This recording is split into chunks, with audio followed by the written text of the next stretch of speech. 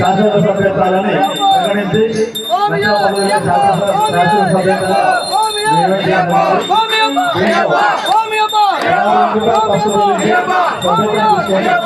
తర్వాత ఈ దేవాలయ నిర్మాణానికి ఈ రూపాయలు ఇవ్వాలని కోరుతున్నాము. ఈ సభ్యతలు కూడా కేవలం 50 మంది సభ్యతలతో దేవాలయ నిర్మాణానికి శాశ్వత కమిటీ చేయాలన్న సంకల్పంతో గత సంవత్సరం నిర్ణయం తీసుకోవడం జరిగింది.